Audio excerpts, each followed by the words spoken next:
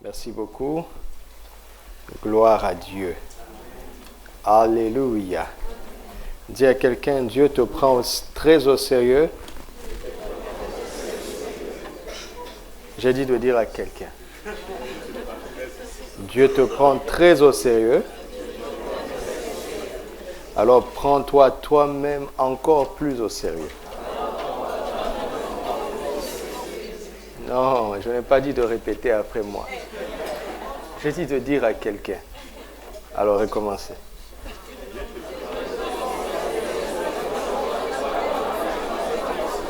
Dis-le à quelqu'un d'autre.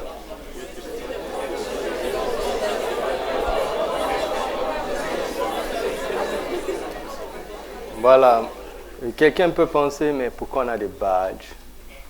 On n'est même pas dans une salle d'un grand hôtel. Pourquoi on fait semblant de faire des grandes choses? On n'est pas en train de faire semblant. Vous entendez? Quand Dieu a changé le nom d'Abraham en Abraham, et quand Dieu a changé le nom de Sarai en Sarah, c'était un test de leur foi. Parce que pour nous, Abraham, c'est un prénom ou un nom. Mais pour ceux qui parlaient leur langue, ils savaient ce qu'ils étaient en train de confesser à haute voix. Ok? Donc, Abraham était obligé de dire à sa femme, chérie, à partir d'aujourd'hui, je m'appelle Père d'une multitude. Donc, il a fallu d'abord que sa femme croie. Parce qu'entre eux, à la maison, ils connaissaient la réalité. Et il a fallu aussi qu'après que la femme d'Abraham ait cru et accepté la nouvelle identité d'Abraham, après cela, Abraham a dit, bon, puisque tu crois, Dieu t'a donné aussi à toi un autre nom. Tu n'es plus Sarai, tu es Sarah. Dieu est extraordinaire. Chez l'homme, il a ajouté, chez la femme, il a enlevé. Et ça fait l'équilibre. Il a enlevé le I qui était chez la femme. Il a ajouté le H qui manquait chez l'homme. D'accord? C'est très important.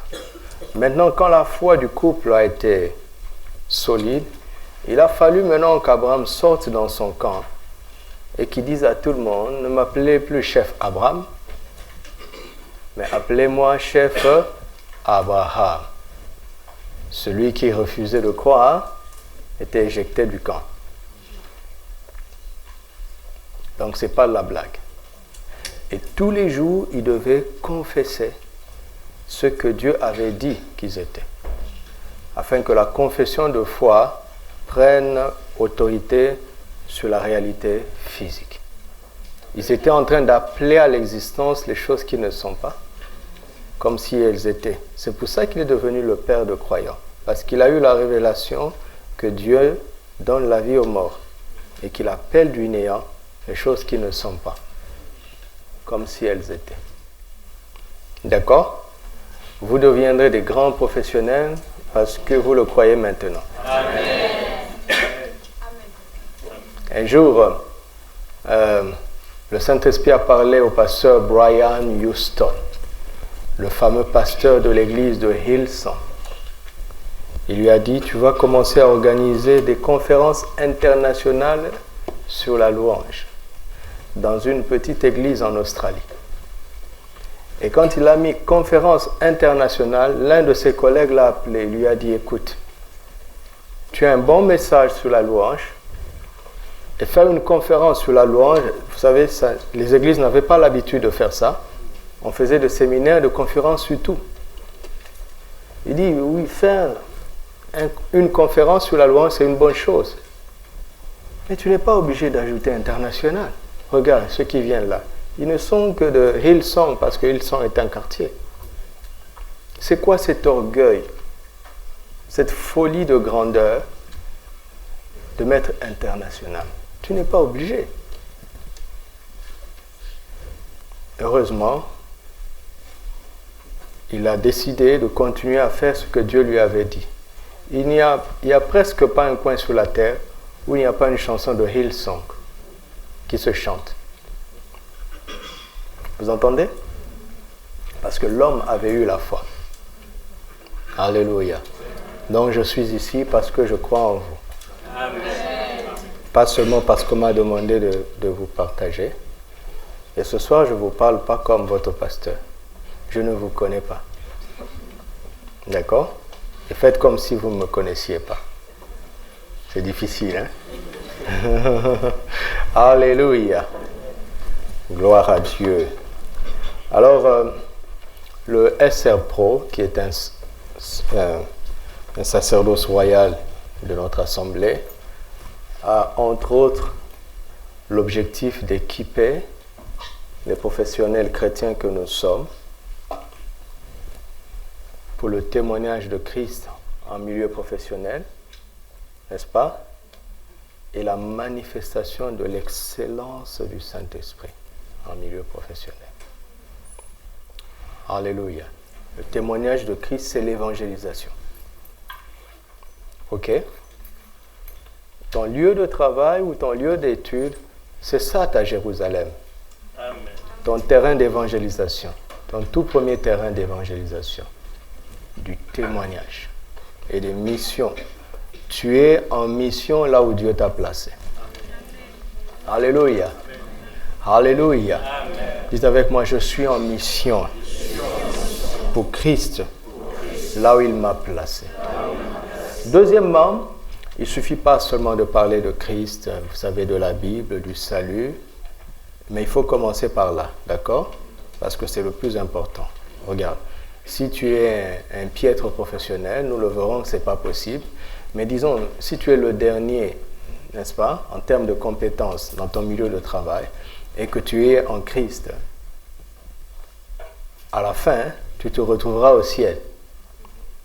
Et les experts, ceux qui sont meilleurs sur le plan de compétences que toi, s'ils refusent Christ, ils iront en enfer. Donc, le plus important, ce n'est pas d'abord les exploits dans le travail. C'est d'abord la foi en Jésus. OK? Mais après, il faut des exploits. Donc, l'excellence. L'excellence là où tu es. Alléluia. N'attends pas de devenir CEO, PDG ou quoi que ce soit. Non. Là où tu es, dans ton poste à toi, aussi moindre qu'il puisse être, sois excellent. Alléluia.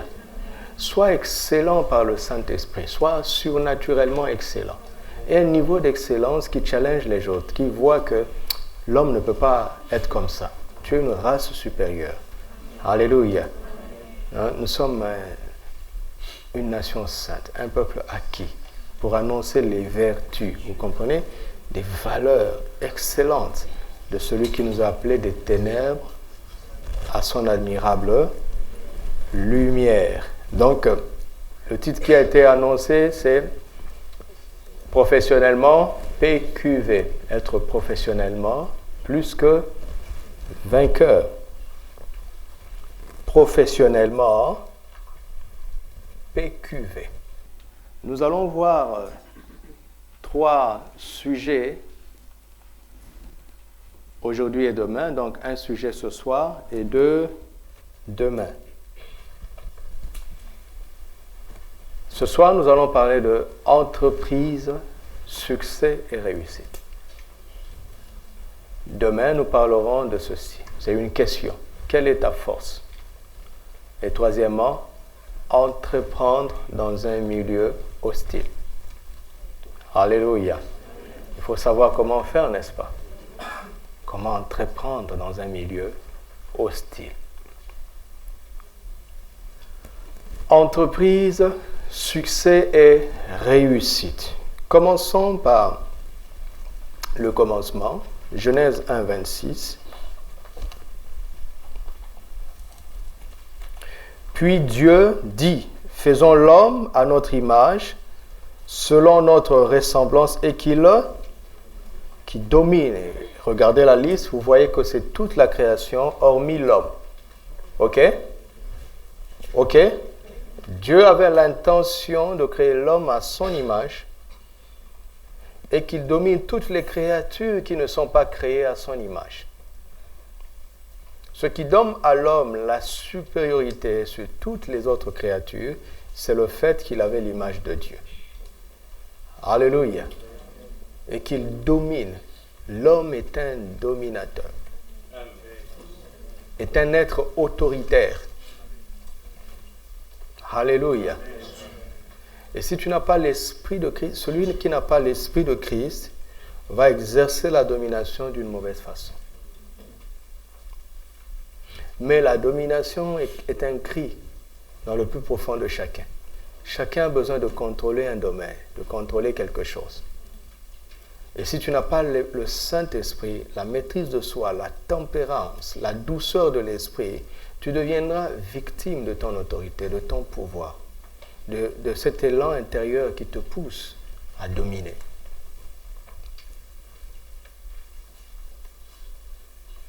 Mais personne ne peut fuir la domination, parce que Dieu nous a créés pour ça. Vous m'entendez? Donc, il ne faut pas éviter la domination. Il faut plutôt revenir vers le Créateur et lui dire, tu as mis ce désir en moi. Aide-moi à en faire un bon usage.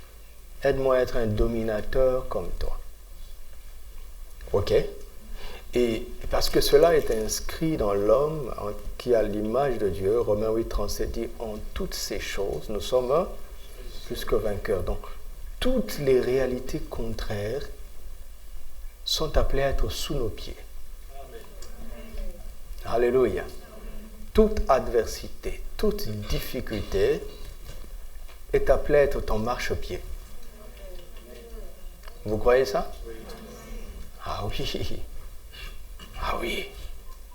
N'aie pas peur des montagnes. N'aie pas peur d'obstacles.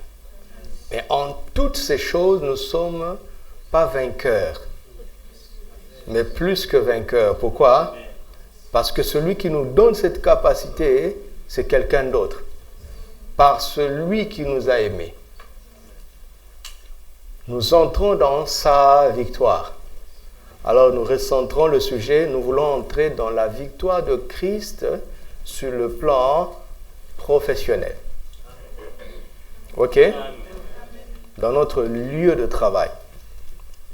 Comment? Eh bien, nous sommes là pour l'apprendre. Donc, notre texte de base se trouve dans Josué 1:8. J'aime ça parce que Dieu ne le dit pas à Moïse, qui était un prophète. Il ne le dit pas à Aaron, qui était un sacrificateur. Des hommes qu'on pourrait taxer de religieux, n'est-ce pas? Il le dit à qui? Qui était qui? Un homme de guerre. Et ici, Josué était à la tête d'une nation. Vous savez, un jour, Moïse a dit lui-même qu'il était roi d'Israël. Ça se trouve dans le livre de Nombres.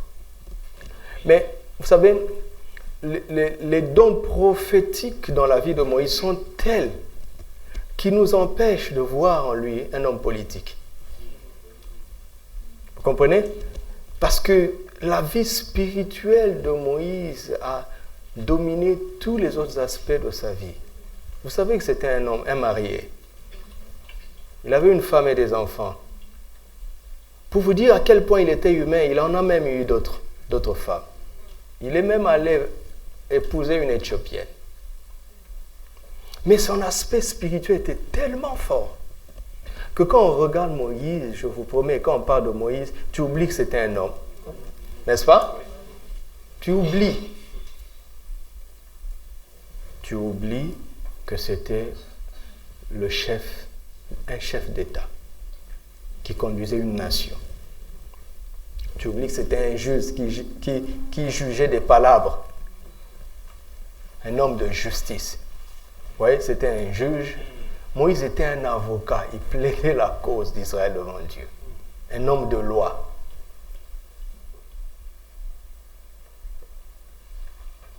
Moïse était un homme de guerre en Égypte. Moïse était un berger, pas berger comme moi, dans le sens spirituel du terme. Non, non, non. Il paissait le troupeau.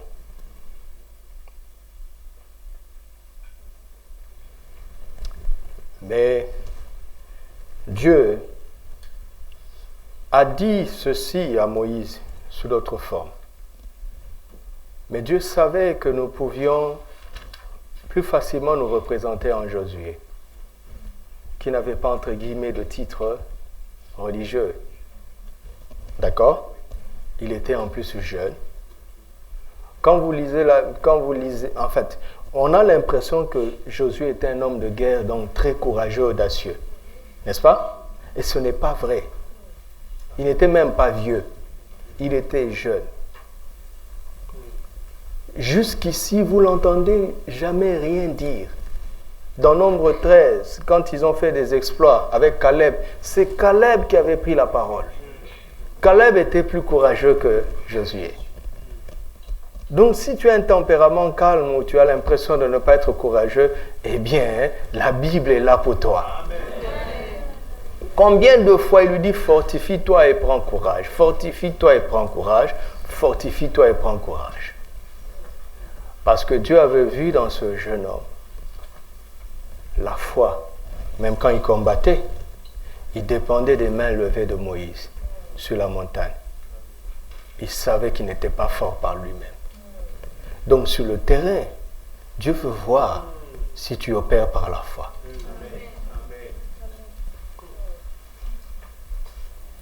Si on te met un malade ici et qu'on te demande de lui imposer les mains, tu auras tendance à agir par la foi, n'est-ce pas? N'est-ce pas?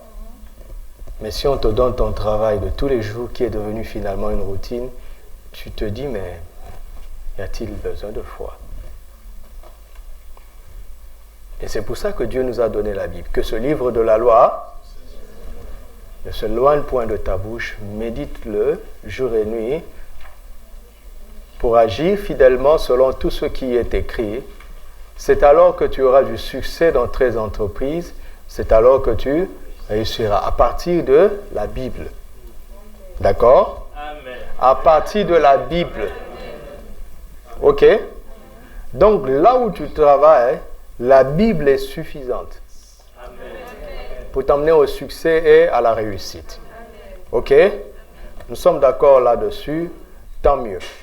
Et là où tu es envoyé pour prouver aux gens qu'il ferait mieux, en plus de leurs compétences, de recourir à la Bible.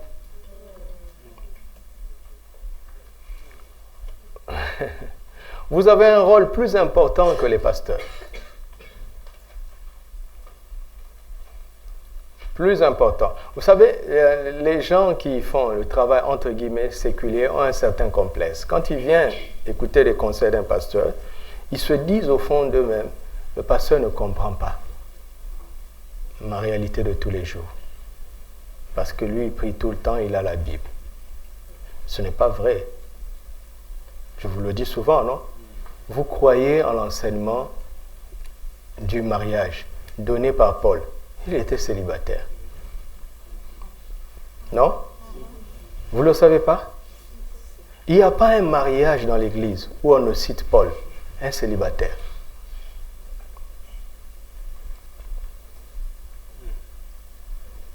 Mais l'avantage que vous avez par rapport à moi, c'est que vous enlevez déjà les préjugés. Ton collègue ne peut pas avoir des préjugés par rapport à toi, les mêmes qu'il aurait par rapport à nous.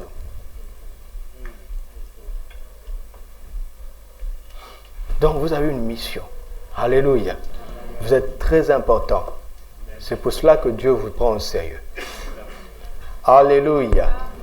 Alors, reviens. Nous voulons nous arrêter sur les 3 mots-clés dans ce passage, parce que le but pour moi, ce n'est pas d'abord de vous pousser à méditer. Ça, dans la vie chrétienne, on en parle. Hein? Votre pasteur, le pasteur Doudou, il en parle. Maintenant, l'orateur Lungu, lui va vous parler d'entreprise, du succès et de la réussite. Amen. Ok? D'accord. Alors, si vous voulez définir ces mots avec le dictionnaire humain, vous allez passer à côté de ce que Dieu disait à Josué que les Juifs comprennent jusqu'aujourd'hui. Vous savez, si tu donnes à un Juif qui n'est pas un bon judaïsant, d'accord?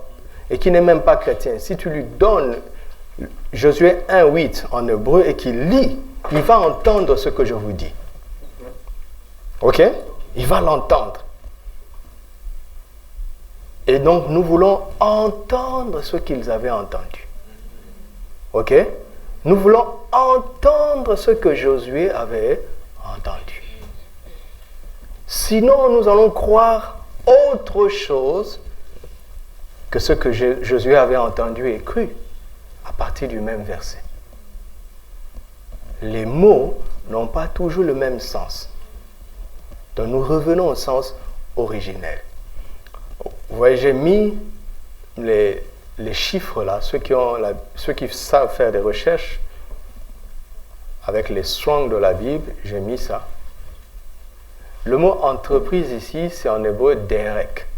Le mot succès, c'est tzalach. Le mot réussite, c'est saukal. Donc, Dieu était en train de dire à Josué, si tu médites jour et nuit ma parole, si tu la mets dans ta bouche, d'accord? Et si tu agis conformément selon ce que tu comprends dans ma parole, ok, tous tes derek seront saukal et tu termineras saukal. Qu'est-ce que ça veut dire? Donc, il y a 3 mots clés ici. Entreprise, succès et réussite. Maintenant, vous voyez rapidement que entreprise est au pluriel, n'est-ce pas? Vous avez vu, non? Et que c'est alors que tu réussiras, c'est alors que tu auras de la réussite, peut-être mis au singulier. Succès, comme ça termine avec S, on ne sait pas s'il y a un seul ou bien plusieurs. Ok? Mais en fait, comme il y a plusieurs entreprises, il y a plusieurs succès. Amen. Ok? En français, en fait, moi, je ne sais pas si vous avez le même problème, moi je considérais le succès comme un élément étant plus grand que la réussite. N'est-ce pas? Voilà. Dans mon raisonnement, par exemple, je disais à l'école, je dois réussir à telle matière, je dois réussir à telle matière, je dois réussir à telle matière. Et si ma moyenne générale me permet de réussir, j'ai eu du succès. Rien que cette mentalité m'empêche de comprendre ce que Dieu voulait dire à Josué. D'accord? C'est pour ça qu'il faut du renouvellement de l'intelligence. Parce que le diable a miné notre intelligence. Il savait qu'un jour, Christ allait le chasser. Comme ça s'est fait dans les rébellions. Si vous voyez une armée poser des mines quand il conquiert un territoire, sachez que cette armée sait qu'elle ne restera pas longtemps. L'occupant ne met pas de mine, il sécurise... Non, le propriétaire ne met pas de mine, il sécurise les frontières. Mais c'est l'occupant qui met des mines parce qu'il sait que son royaume n'est pas éternel. Et donc ce vilain occupant qu'est le diable a mis de mines dans notre intelligence, dans notre âme, parce qu'il sait qu'un jour Christ allait le chasser. Et là, le diable est parti, il a quitté ton esprit, mais il a laissé des mines dans ton âme. Parce que la nouvelle naissance est d'abord spirituelle. L'une des mines les plus importantes du diable, c'est l'intelligence qu'il avait piégée, déformée. Notre mentalité, qui a besoin d'être renouvelée après que nous soyons nés de nouveau, parce que la nouvelle naissance est d'abord un changement spirituel. Vous voyez, quelqu'un comme moi, du fait que je comprends la réussite et le succès à l'envers de Dieu, j'aurai du mal à vivre la victoire que Dieu avait prévue pour moi. Pas d'abord à cause du diable, mais à cause de mon intelligence, qui a besoin d'être renouvelée. Vous avez réalisé? Alors, allons-y. Quand on lit la Bible, Ce mot-là, entreprendre, est un verbe d'action. Il revient à la Bible à 670 reprises. Et donc j'ai lu tous ces versets à votre place pour vous faire une synthèse. Ok? Donc c'est un verbe d'action. Entreprendre, pour Dieu, est une combinaison intelligente d'actions bien pensées pour atteindre un but clairement et préalablement défini. Vous comprenez? C'est une combinaison intelligente d'actions. Ce n'est pas au hasard. Entreprendre. Tu ne te lèves pas un matin parce que tu as 10 000 et tu achètes des bananes plantains parce que tu as vu qu'à la Médina, ça coûte 5 fois plus cher que dans ton pays d'origine. Tu comprends? Tu comprends? Entreprendre, ce n'est pas ça.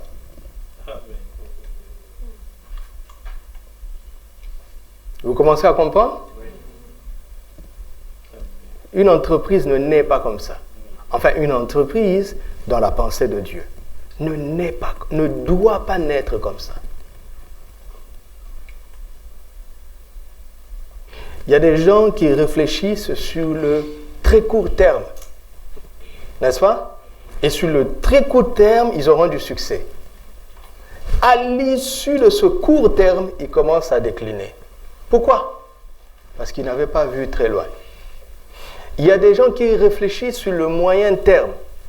Et quand tu le prends sur le très court terme, tu as l'impression qu'il n'a pas de bénéfice. Mais le gars avait même prévu ça. Il avait prévu un temps de perte. Quand vous dépassez l'intervalle du très court terme, il commence à planer.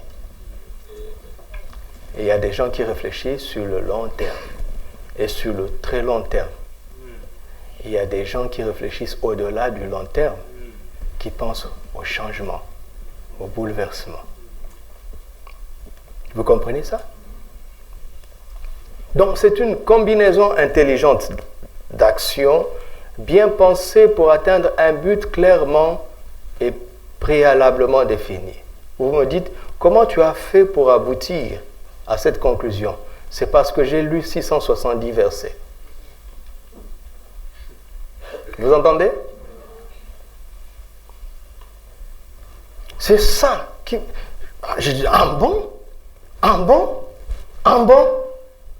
Pendant que je faisais des en bon, mon intelligence était nourrie, éclairée. Entreprendre n'est guère un but en soi.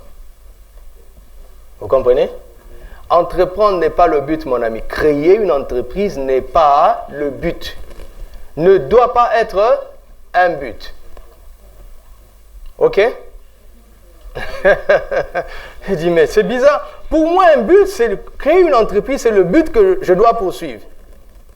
Pour Dieu, ce n'est pas ça. Parce que le mot entreprise ne veut pas dire que c'est un but. Ok? Ok? Si ton but, c'est de créer cette entreprise, Dieu sait déjà que tu as échoué. Et le diable se frotte les mains parce qu'il connaît les lois spirituelles.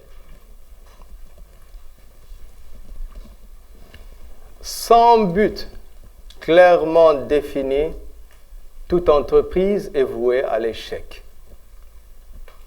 Adhérer à la vision d'une entreprise est donc plus importante que ce qu'on y accomplit. Là maintenant, je voudrais parler à quelqu'un, s'il devient entrepreneur, s'il devient responsable quelque part, et qui veut recruter, d'accord? Celui qui adhère à ta vision est plus important que celui qui sait faire des choses dont tu as besoin. Entre nous, qui d'entre nous est sorti du banc de l'école et a été très compétent dans son premier emploi? Qui? Parmi ceux qui travaillent, qui lèvent la main.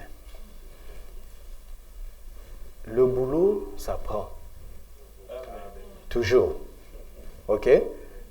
En fait, la formation, pas seulement l'école, hein, pour ne pas disqualifier ceux qui n'ont pas fait de grandes choses. Vous savez que pour toute chose, il faut apprendre, n'est-ce pas? Pour être mécanicien, on apprend. Pour être coiffeur, coiffeuse, on apprend. Pour toute chose, il faut apprendre. Ok? Donc la formation consiste à préparer ton esprit ou bien ton intelligence à savoir bien réagir dans le besoin du travail, là où tu es. De sorte que le maître que tu vas trouver là-bas, quand il va te parler le langage du métier. Puisque tu étais formé, tu comprends le langage du métier pour l'exécuter. La formation, ce n'est rien d'autre que ça. Maintenant, une entreprise, la santé d'une entreprise est garantie quand les gens qui y travaillent ont adhéré à la vision, au-delà d'être capables de faire des choses que le chef attend d'eux. Parce que chaque entreprise poursuit d'abord un but. Alléluia. Et c'est très important.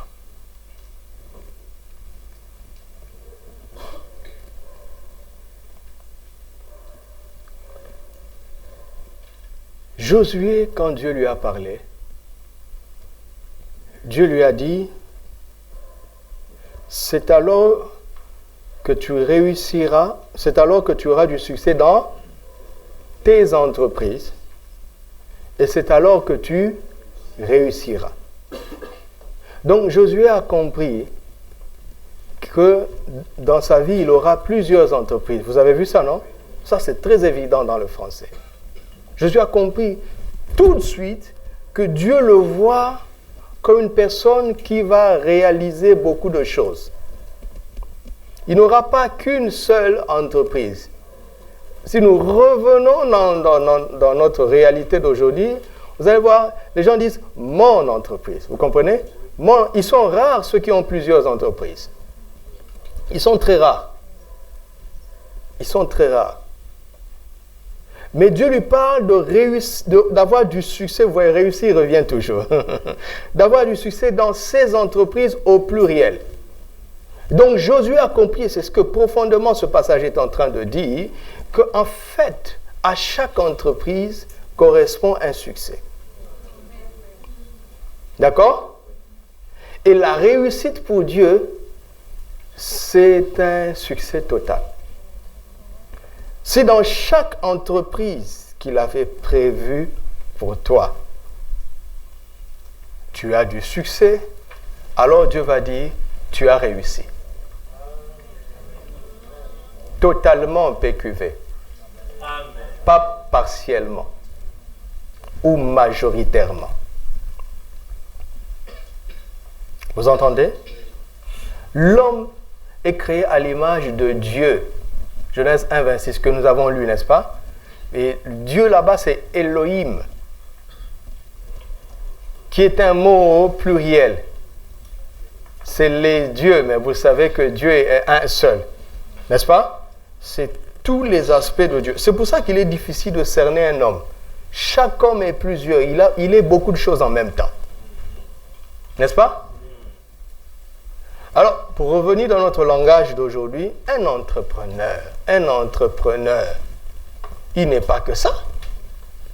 On ne doit pas te réduire aux heures que tu fais dans ce bureau-là ou dans cette affaire-là.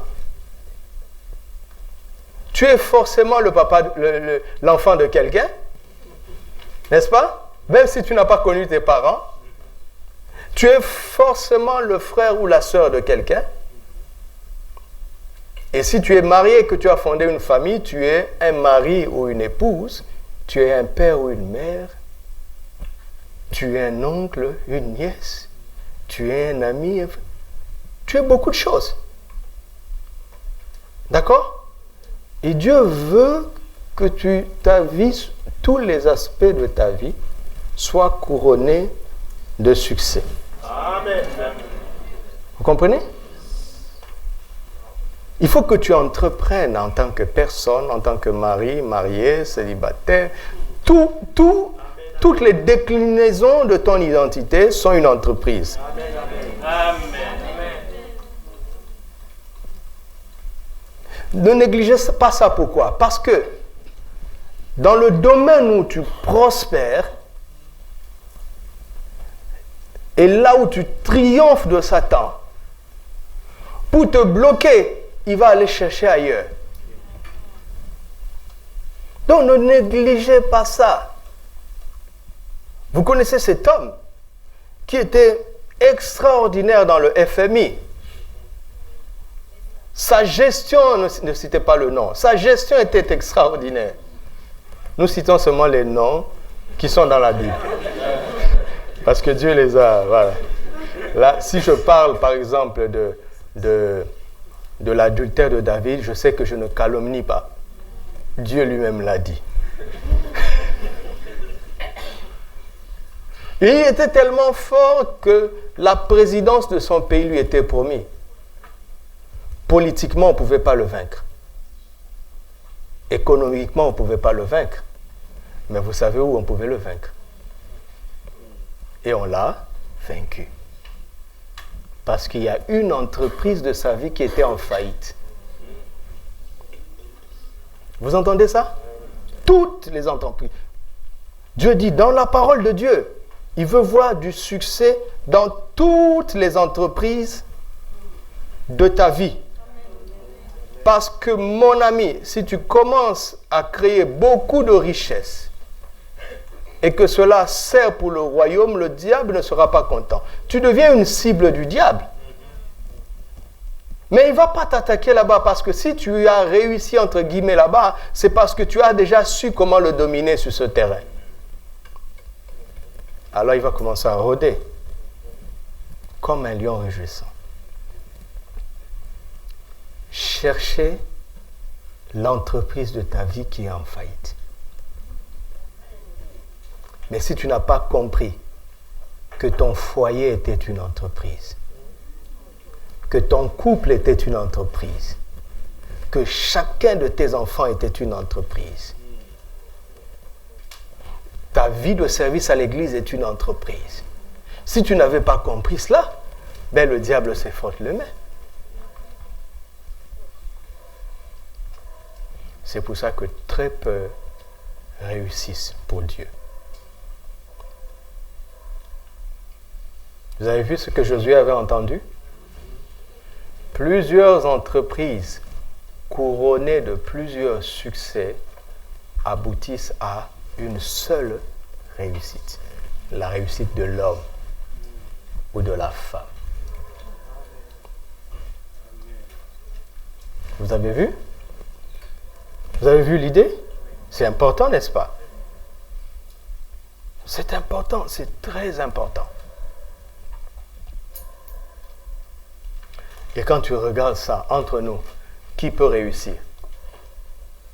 Qui? Aux hommes, cela est impossible. Mais à Dieu, tout est possible. Et ça te pousse à chercher sa face. N'est-ce pas? Et il dit, mais les réponses sont dans ma parole, Josué. Et ce n'est pas une affaire d'une prédication de temps en temps, ou bien d'un séminaire vendredi et samedi. Non, c'est jour et nuit, mon ami. Parce que la tâche est considérable. Alléluia. Mais si Dieu dit ça, c'est qu'il sait que c'est possible. Alléluia. Quelqu'un croit que c'est possible pour lui? Qu'est-ce qu'il fait? Il confesse. Je crois que c'est possible, Seigneur. Alléluia. Alors nous allons commencer à parler de ce mot, entreprendre. Après nous parlerons de succès et après nous parlerons de réussite. Vous avez vu, j'ai mis divinement parlant. Donc, la vraie définition de ce mot. OK? Et c'est là la vérité. Larousse ne définit pas bien. D'accord? Les experts de ce mot ne définissent pas bien. La vérité sort de la bouche du Seigneur. Elle est dans sa parole. Sanctifie-les par ta parole est la vérité. Alors, j'ai synthétisé de tous ces versets que j'ai lus, voici ce que j'ai compris. C'est que le mot entreprendre, le mot qui revient le plus souvent, c'est voyager. C'est pour ça qu'on dit que ce n'est pas un but en soi. En fait, quand tu crées une entreprise, tu commences un voyage. N'est-ce pas? Et qu'est-ce qui détermine un voyage? C'est d'abord une destination, après un trajet. Donc, si tu fais du trajet ta destination, ça n'a pas de sens. Si tu dis, le jour où je créerai cette entreprise en télécom, j'ai réussi. Non, tu n'as fait que commencer en fait.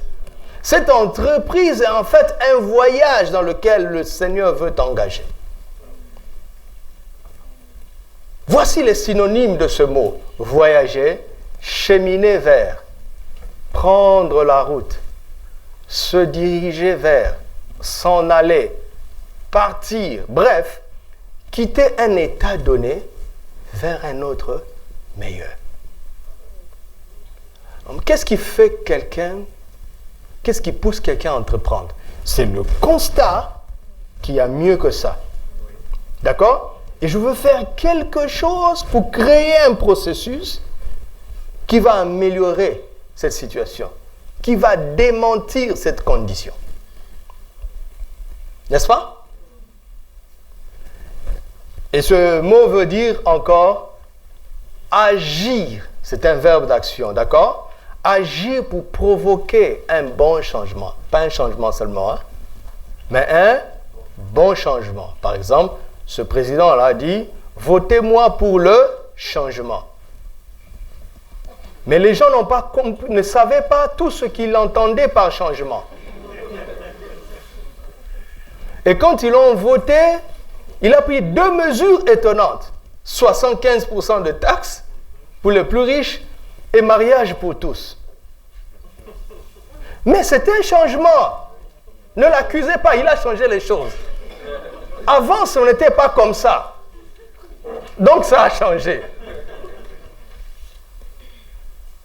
Il y a des gens qui créent des entreprises qui esclavagisent les enfants.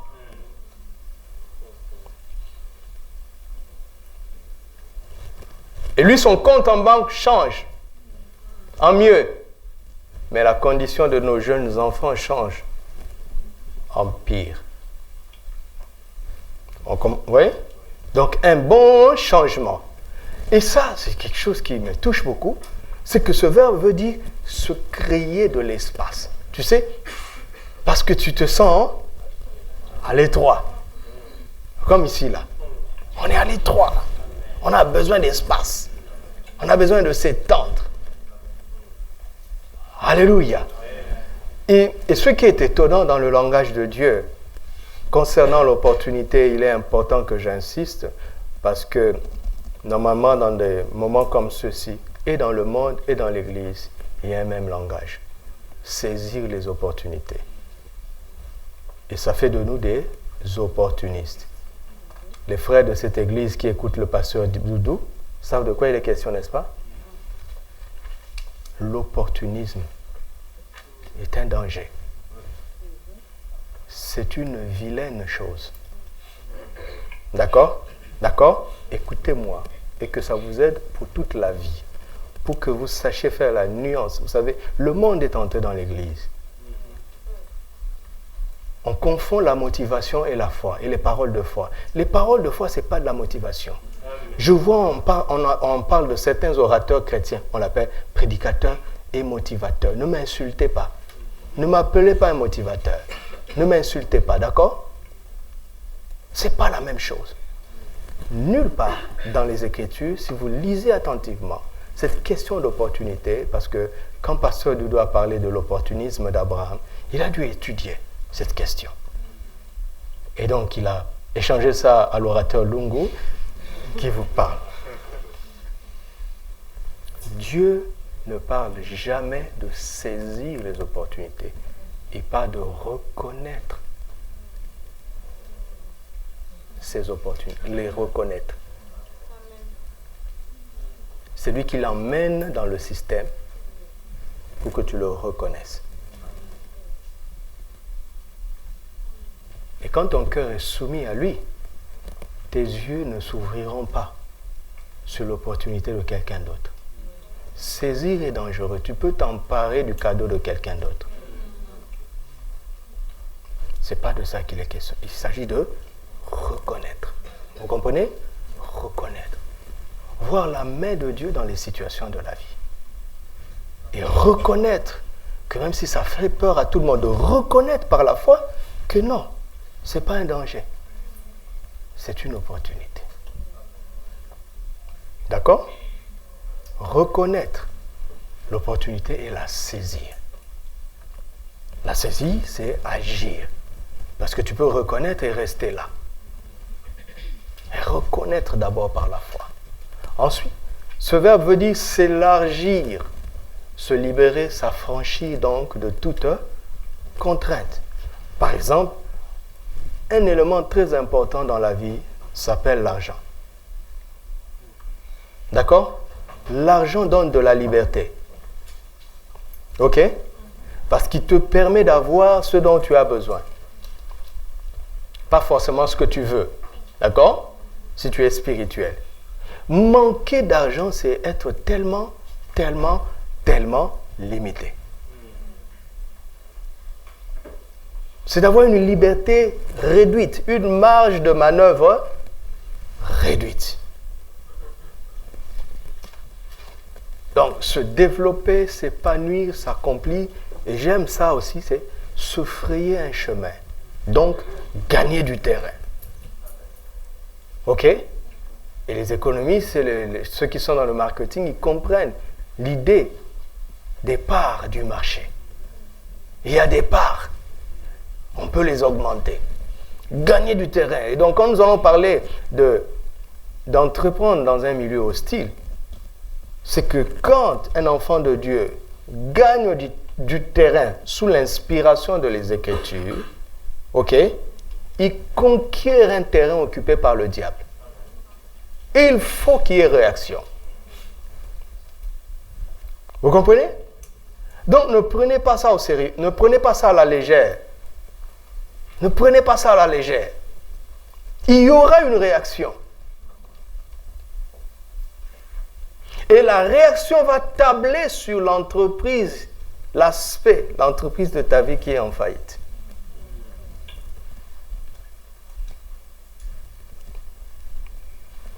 Le verbe entreprendre veut dire aussi se doter d'une vision nouvelle. Oui, j'ai regroupé, hein? Il y a 4 grandes familles du même verbe. Se doter d'une vision nouvelle. Se détourner de, pour regarder à, et se tourner vers. Amen. Amen. Un peuple sans vision est un peuple sans frein.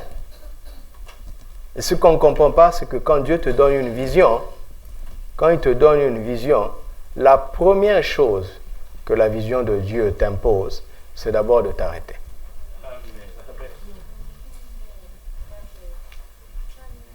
Dieu, lisez la Bible, Dieu n'a jamais accompagné un homme ou une femme qu'il a choisi.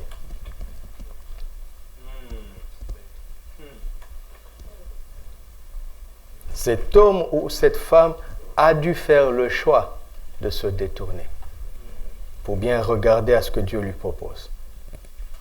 Après, quand il regarde bien, il comprend, face à la beauté de ce qu'il voit, qu'il vaut mieux se détourner définitivement de ce qui avait de la valeur à ses yeux. Ok? Donc, c'est très important. Donc, entreprendre pour Dieu, c'est tout ça. Et il y a quelque chose qui m'a beaucoup choqué pendant que je méditais. Un autre sens, ça revient une seule fois sur les 670 fois. C'est que entreprendre, c'est faire quelque chose d'ordinaire. Vous entendez? C'est quelque chose de normal. Ne pas entreprendre, voilà qui est anormal. Dans ce texte, que nous n'allons pas lire pour des raisons de pudeur, c'est que Rachel, quand Jacob a quitté la maison de son beau-père Laban, Rachel a volé les téraphim, c'est-à-dire les statues des idoles de son père. Vous voyez, là où Jacob était en train d'échouer, il a développé sa foi, mais pas suffisamment pour la transmettre à sa femme bien-aimée. Écoutez-moi très bien, d'accord? Pas suffisamment. Pourquoi? Parce que sa femme bien-aimée connaît le cœur de son père et de ses frères. Il sait qu'en fuyant, ils sont en danger. Ok? Il sait ça. Elle sait ça. Elle connaît son père et ses frères.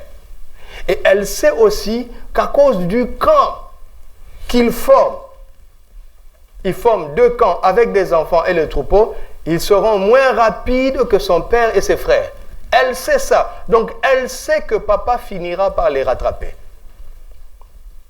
Mais Jacob a quitté sur une parole du Seigneur. Donc, Jacob a agi par la foi. Mais il n'a pas pris le soin de transmettre sa foi avant d'agir. Par exemple, si Dieu te donne une idée pour entreprendre, pour investir quelque part, tu sais que vous allez faire des sacrifices financiers et qui vont engager la famille. D'accord? Il y aura des sacrifices. Tout le monde va souffrir ces quelques sacrifices. Donc, qu'est-ce qu'il faut faire? Prêche d'abord. Jusqu'à ce qu'ils aient la même foi que toi. Prie beaucoup pour eux. Parce que quand votre foi est harmonisée, quand ça va commencer à chauffer sur le terrain, ils vont t'encourager. Ils vont dire, papa, persévère, papa. Persévère. Persévère. Parce que ça s'acharne souvent sur le chef. Et à un moment donné, à cause des responsabilités, il peut se dire, moi, si j'étais seul, d'accord. Mais regarde comment il souffre. Mais si les gens qui souffrent t'encouragent, il n'y a rien de mieux.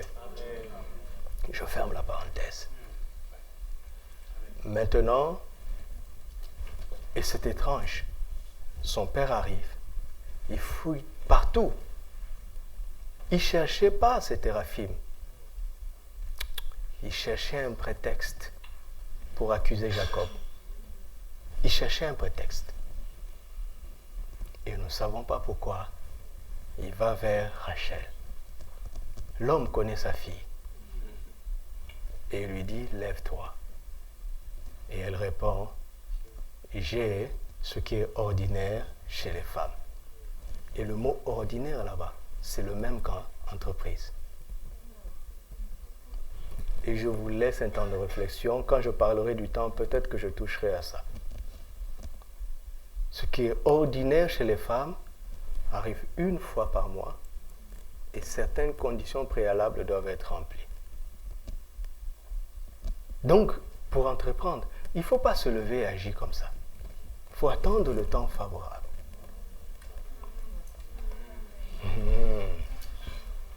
Il faut attendre aussi l'âge qu'il faut, la maturité qu'il faut. Parce que ça n'arrive pas aux petites filles. Vous entendez? Mais ce qui m'intéresse, et ça m'a choqué, c'est de voir que le mot rendu par entreprise là-bas est traduit par ordinaire. C'est ça la vision de Dieu. Vous savez, quand tu laisses Dieu te faire grandir et que tu es patient pour attendre le temps favorable, entreprendre devient quelque chose de normal.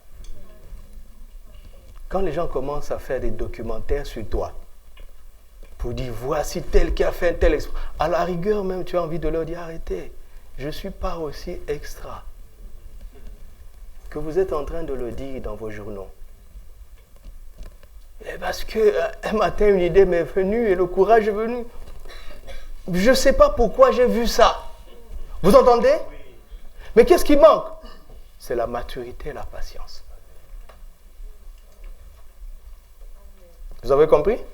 Donc, Dieu est en train de dire à Josué, si tu médites jour et nuit, et si tu agis fidèlement selon tout ce qui est écrit, regardez comment ça fonctionne. Tu médites et tu découvres que Dieu veut que tu le loues dans les bons comme dans les mauvais moments. Ton entreprise à toi, c'est immédiatement, tu as médité jour et nuit, donc le matin tu le loues. Et souvent ça commence dans les bons moments. Et quand un temps difficile arrive, tu agis fidèlement. Vous comprenez? Tu ne vois pas une entreprise là. Au contraire, Dieu voit que tu es en train d'édifier l'homme intérieur. Il te dit de faire ceci. Il te dit d'aller à l'église. Il te dit d'honorer. Tu vois, tu es en train d'agir. Dieu ne te dira pas, lève-toi pour créer telle entreprise. Si des petites choses de tous les jours qui te dit dans la parole de Dieu, tu n'y agis pas fidèlement. Vous voyez? Alors, si tu es fidèle dans les petites choses, qu'est-ce qu'il a dit? Je te confierai beaucoup. N'est-ce pas? Si tu es fidèle dans ce qui est à autrui, je te confierai ce qui est à toi. Vous comprenez? Donc, si quelqu'un a été fidèle dans les petites choses et qu'aujourd'hui il a beaucoup, pour lui c'est tellement normal. C'est tellement normal. Alléluia. Est-ce que ça vous parle? Regardez David. C'était tellement normal qu'il allait vaincre Goliath. C'était tellement normal. C'était un incirconcis. Et après, ce Dieu-là m'avait aidé avec l'ours et le lion.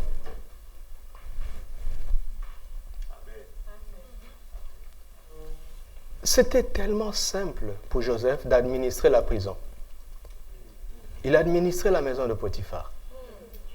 Et c'était tellement simple pour lui d'administrer l'Égypte. Parce qu'il avait plus de confort. C'était encore beaucoup plus simple. Et il dit, mais ce qui m'arrive est normal. Que quelque chose de normal t'arrive. Et quand c'est normal, tu es à l'abri de quoi? Tu es à l'abri de quoi?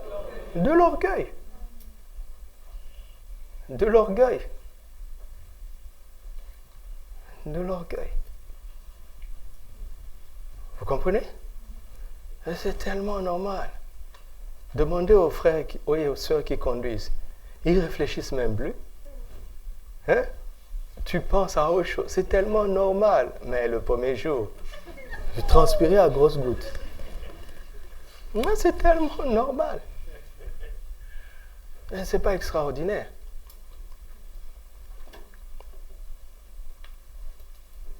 Vous voyez à quel point l'Église va mal? Quand il y a quelqu'un qui a entrepris quelque chose de grand, on trouve ça extraordinaire. Ça devait être commun à nous tous.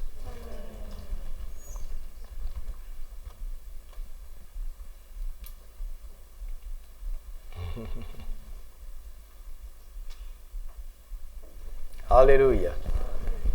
C'est cela, entreprendre d'après le Seigneur. Ok? Alors, qu'est-ce que tu vas faire pour développer l'entrepreneur qui sommeille en toi? Qu'est-ce que tu vas faire? Hein? Dès demain, tu deviens rapide à faire tout ce que la Bible te dit de faire. Non? Mon ami, vous savez que dans les affaires, il faut des